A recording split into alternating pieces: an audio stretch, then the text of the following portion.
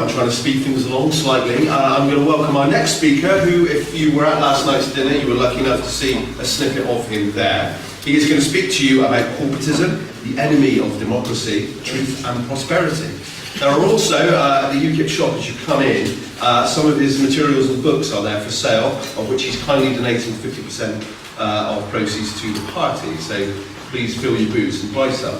Can I welcome to the stage Mr. Rodney Atkinson.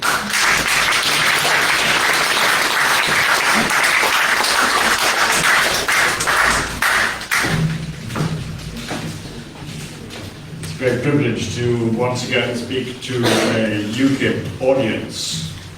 I stood as the lead candidate in 1999 in the northeast of England. We got about 8.5%. It was a remarkable achievement at the time, I think.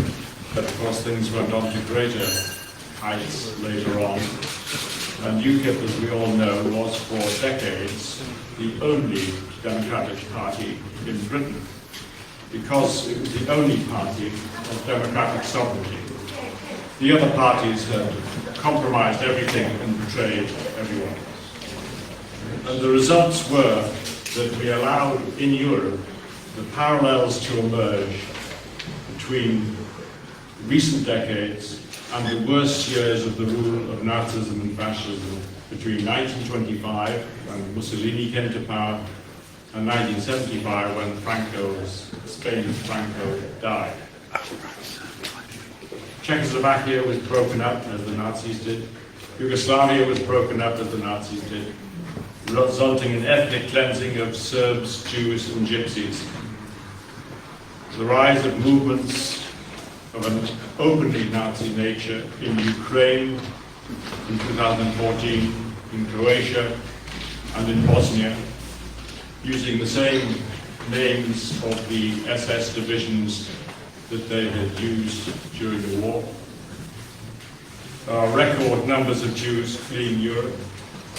There are parts of France where the Jewish population has declined by 80% in recent years. There was the attack on Russia through Ukraine, a sort of modern version of Operation Barbarossa. There was the attack by Spanish fascism on Catalonia, involving the imprisonment of elected politicians. Imagine if we imprisoned Sturgeon for seeking. Far be it from me to plant any ideas. We've seen the dissolution of nation states and parliaments and the abolition of 19 central banks and 19 currencies. You will see in my book, Attitude of Rising, documentation of the exact same words and systems and institutions from the Nazi era to modern day Europe. Down the left-hand side, I list what was said in that 30s and 40s period. And down the right-hand side of the page, you can see the exact equivalents said by so-called democratic leaders in Europe in the 80s, 90s, and about 2000s. So how did we end up managing to recreate what we thought we had largely defeated in 1945? The underlying evil is corporatism, that unholy alliance between big state socialists and big corporations, bypassing parliaments, centralizing economic and social power, and defying consumers and voters. There are only two ways in which we express our democratic rights. Apart from talking and voting, we also consume freely in a competitive environment. So we have power in the economic sphere as we do in the political sphere. But all those are being frustrated by corporatist power. And it has always been the foundation of Nazi and fascist systems. Don't forget that Hitler was a socialist. He joined the German Labour Party and turned it into the National Socialist German Workers' Party. Mussolini was a socialist and he founded the Italian Fascist Party. Oswald Mosley in Britain served in both Tory and Labour governments and founded the British Union of Fascists. And he founded in the 1950s the newspaper, The European. So the left provided the socialist masses on the street, as we've seen in America, with riots for Antifa and BLM. The right provided corporate and financial control. And the state uses and subsidizes both left and right. Not all the left, not all the right, as we all know, because we are part of the libertarian, democratic we from the left or the right. When we stood in the northeast of England, our slogan was UKIP, we are from left, right and centre, and all we want is our country back. So there is just as I'm describing an obnoxious coalition of the left and right, so we also know that there is a democratic coalition of left and right. I know my books and my work over the years have been appraised as much on the left as they have been on the right. Corporatism, therefore, is the end of democracy, truth and prosperity, because it combines these left and right corporate gangs with the monopoly power of the state.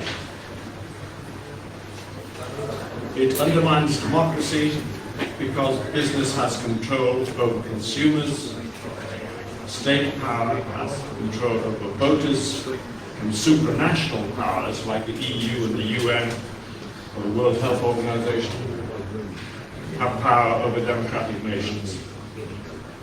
In the end, also, it destroys truth, because corporatism promotes cartels and monopolies. It reduces competition, so the prices you pay are artificial, they are not truthful prices. Similarly, in the political sphere, competitive ideas, competitive alternatives are just not allowed, as we know. Cancel culture is the latest absolute form of it. But of course it is the corporate media, the corporate big tech companies who are the censors of political and social ideas and argument. As one of your speakers said this morning, it's not that they oppose our argument, it's they seek to cancel our argument. That is the true evil of the totalitarian system, which excludes truths of all kinds, economic, financial, democratic. And it excludes, in the long run, prosperity itself, as we have observed. You know this man Spar with his Great Reset. The point about the Great Reset is that he wants to perpetuate this system. You don't reset something you want to change, do you? You just press the button and it resets what you had before. Because they're afraid. They're afraid now because people are beginning to understand what they are doing. Corporatism excludes and competes with personal ownership. And this conservative government, apparently believing in private property and home ownership, has been encouraging banks like Lloyds Bank to spend millions of pounds acquiring flats and houses to let to the people who, without that, would have probably bought them themselves. A classic corporatist attack on individuals. And of course, by having the power to lobby government, they get government to protect them against competitors, against smaller companies, against entrepreneurs. And the more legislation and protection for the big companies the government piles on, the more only the big companies with their enormous PR departments, legal departments, government affairs departments can accommodate that, knowing that the small competitor cannot accommodate. And they lobby for tax discrimination in their favour and against competitors. And they lobby for trade protection for corporate profit. And they lobby so that their gradual and inevitable concentration of power is not removed by politicians who might have a democratic qualification. Let's see where we see corporatism. We see it in charities, very big charities, quite rich. There's no shortage of luxury cars at the headquarters of many of these charities, but they rely on unpaid volunteer workers. Their shops do not pay full business rates, but there they are on the high street, competing with small shops, family businesses, and small and medium-sized independent firms unfairly. Then we have the church, big landowners, big investors, but they're closing churches and demanding more money from the parishes. There's a classic corporatist institution if there ever was. Broadcasting. State monopolies and multinational tech company control suppress opposition, as we know. I noticed the BBC cameras are here today. Yeah. Fox. No. Don't forget that during the 1930s, the BBC kept Winston Churchill off the air for over 2 years. And of course they are in the prime both business of deplatforming and cancelling democratic movements and websites. Another classic corporatist state monopoly is what I call the Nationalised Sickness Service, otherwise called the NHS. It costs us about £200 billion a year. You could probably run 90% of the countries of the world on that. And it's our NHS cost, our burden. And they have, like so many of these state corporate entities, they have plenty of time to indulge in politics. The NHS has hundreds of diversity managers pursuing political causes. But of course, it didn't stop them crippling care homes run by individuals, and individuals themselves in those care homes whose families are paying for their care. The most objectionable example, perhaps, of corporatist fascism in this country in recent months and the last couple of years has been the way that the NHS has sent back untested old people to care homes, spreading COVID as they do so, and applying with increasing frequency so-called DNR notices, do not resuscitate notices, which reminded one woman who survived the Nazi Holocaust of the policies of the Nazi government at the time. In corporatism, the elitists control the many. I use the word elitist to describe people who think they're elite, not people who are elite. The elite are probably better represented in this room. Real knowledge, real experience, real democratic activity. A good example is a report from the Wall Street Journal about Facebook, one of the most dictatorial and censoring of the big tech corporations, where they have a double standard, a deliberate double standard regarding what people can post. As the journal says, they do not apply the same censorship rules to all users. Rather, it has developed a cross-check system under which favoured users are whitelisted for special treatment. We can't say everything, but certain selected people that they support or don't want to cancel, they are allowed to say what they want.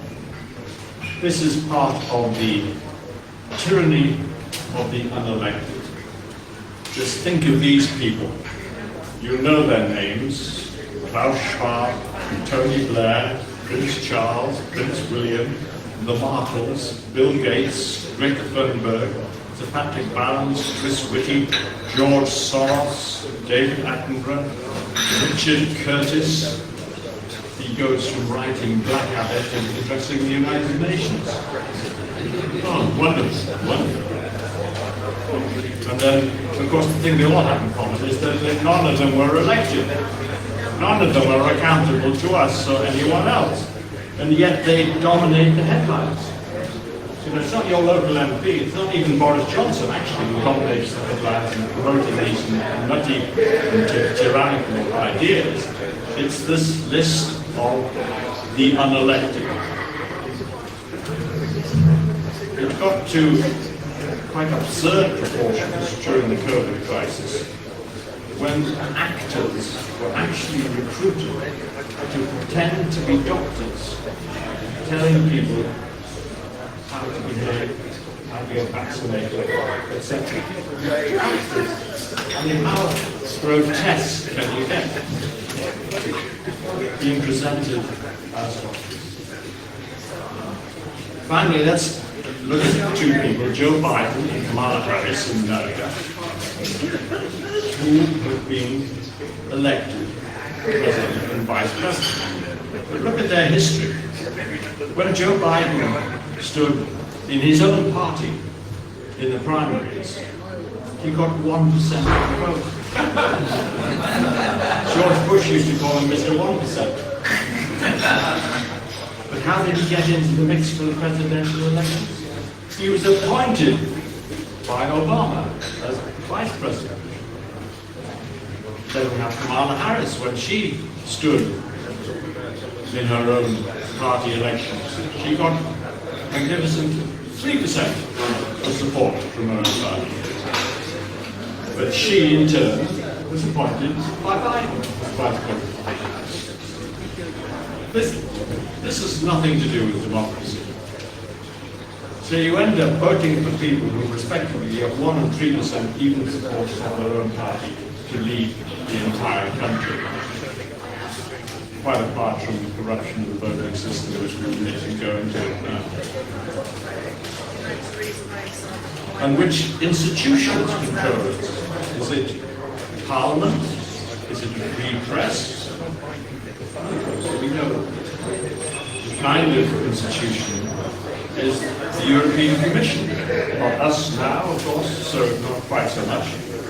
The UN, the World Health Organization, the World Economic Forum, which is really just one man who, over years, has organized conferences, now parades himself as a great expert on everything, and telling us what we're going to do and what form society is going to take.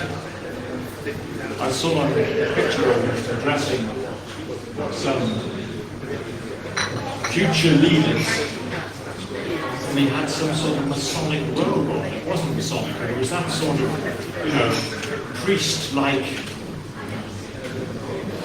dress. Unbelievable. They're nuts, these people, but they're allowed to be nuts. Because they're part of a corporate, anti-democratic system, which is never accountable to sane people like you, they can go completely loopy and still taken.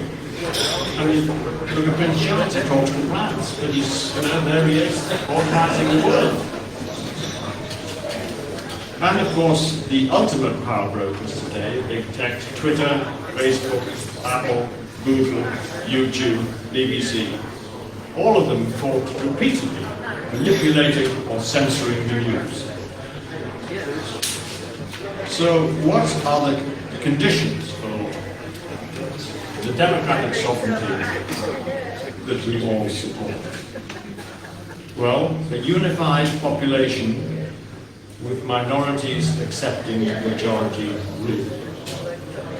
No basic conflicts, no fundamental conflicts of religion, language, culture, history.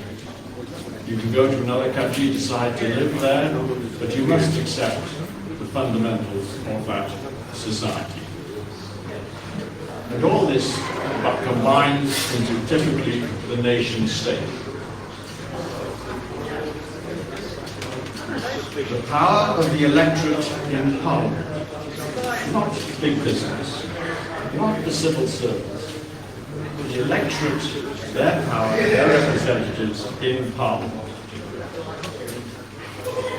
and in their selection of candidates. See, for so long, we had elections in this country. Oh yes, you can spend it. Oh yes, you can vote. You can vote. In fact, they increased the number of things you could vote for.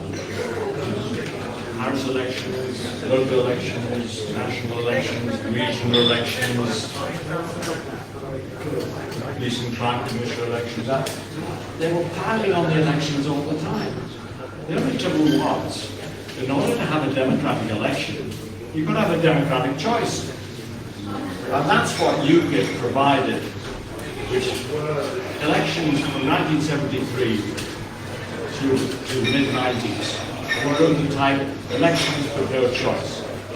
UKIP, by its very existence, provided that choice, and therefore we established a measure of democracy. Politics, of course, is not democracy. Politics is the dirty business of distributing state power and patronage. And democracy is not just elections every 5 years. You say there's going to be a choice, and within the 5 years, daily social and economic freedoms and interactions, responsibility under the rule of law, that is democracy, not politics. That's why we look at so many politicians and think, really, I don't really understand these people. What are they doing? They're not representing me. They're not reflecting the mood of the country or the opinions of the country. They are bought by someone else. And of course, the professional politician, who pays the professional politician? The state. Now, it's not easy to find an alternative. It was Churchill who said that democracy is the worst form of government, but better than all the others. But we've got to be very careful that we understand that it's extremely difficult for an individual MP who is salaried by the state, pensioned by the state, protected by the state, even expense accounted by the state, to represent the opposite of the state, you and me. And that's a fundamental question for another time, but it's worth bearing in mind when we talk about democracy. So the fundamental movement which I have always supported, and which my website, which has been running now for about 24 years, Free Nations, have always espoused, is the concept which I introduced in the book Treason of Maastricht, which Nelson Mandela wrote in 1994, the concept of nationalism. Not nationalism, nationalism. So what is nationalism? It is the peaceful and free offer of trade, internally and externally, with others who are open to free trade, free enterprise, business responsible to competition and consumers, free speech, free votes with a choice, free markets which excludes state business, corporate monopolies or legal privileges, freedom under the rule of law, not arbitrary power bypassing Parliament. We've seen that as soon as the COVID crisis hit, Parliament was sent home and the most authoritarian set of legislation was passed by the government under statutory instruments. And freedom at home means the peaceful offer of business ideas and democracy to others. You cannot have a controlled authoritarian state and still be open to democratic interaction with other nation states. Nationalism, on the other hand, tends to be economic and political centralization, control of trade, control of speech, and control of families, as we have seen very recently. State and corporate power over Parliament, extending power abroad. Once you control internally, you then want to extend that power so you don't have any competitors overseas either, to control markets, and ultimately economic and political imperialism. And it's ironic that the most extreme nationalists seek supranationalism. I always say that there is no greater supranationalist than a supranationalist. Just look at the European Union. EU has a flag, a nationalistic anthem, an army, a court, a border, projects power overseas, vicious attacks on dissenters like the UK, Poland, Hungary. And not to forget the Nazi-founded Charlemagne Prize, awarded to those countries who sabotage democratic nation states. It is remarkable, isn't it? We see in Sturgeon, in Scotland, how someone who wants to have a Scottish nation state, and her first step will be to destroy it on the altar of the European supranational power, the European Union. I know. But if you go back in history, look at the great nationalist, extremist Quisling in Norway. Quisling was the Norwegian Nazi who, banged the drum for Norwegian nationalism, but his great aspiration was to surrender it to Nazi-led Europe. So remember that.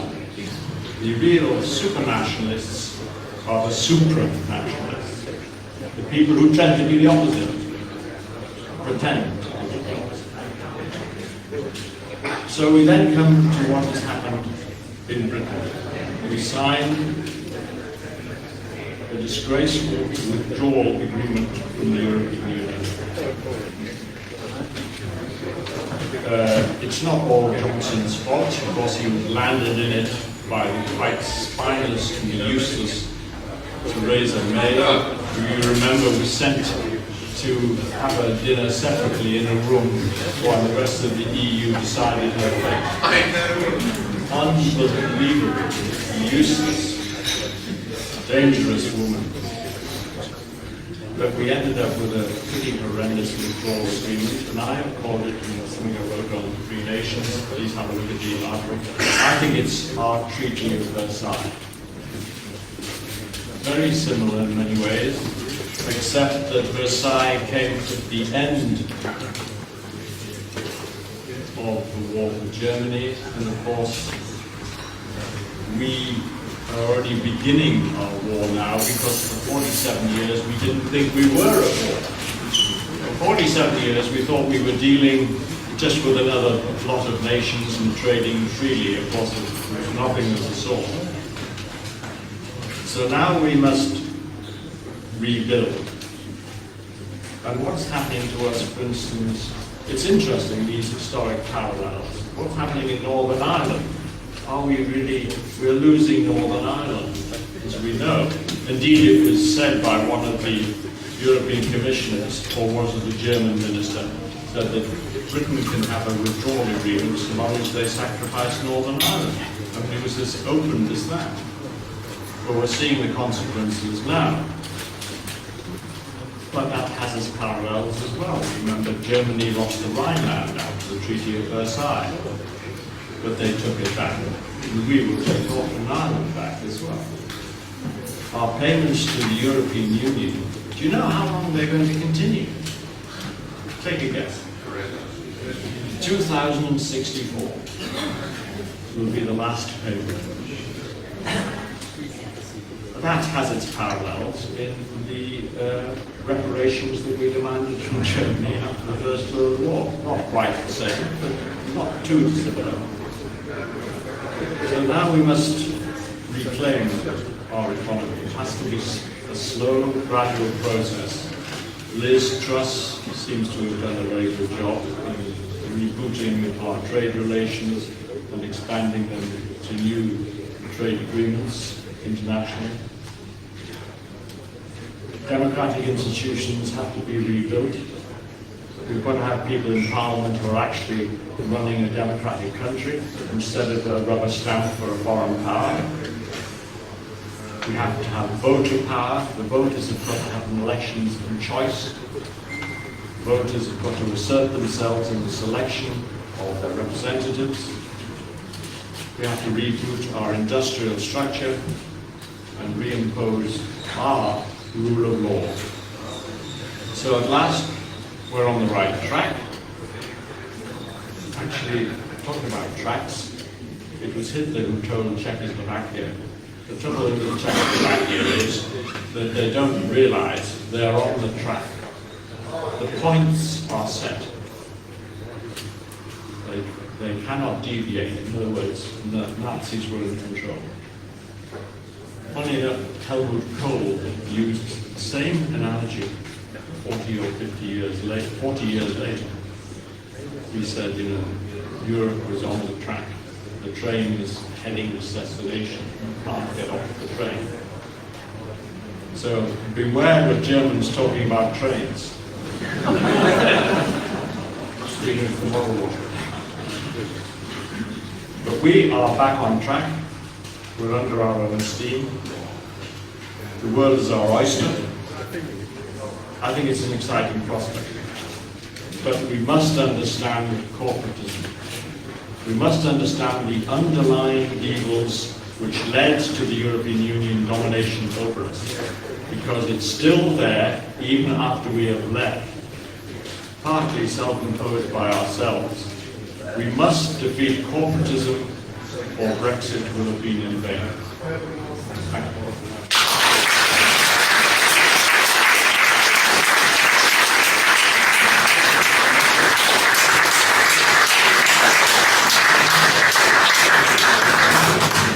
So thank you very much to Blondie. Right, we are running slightly late, but we are going to make that up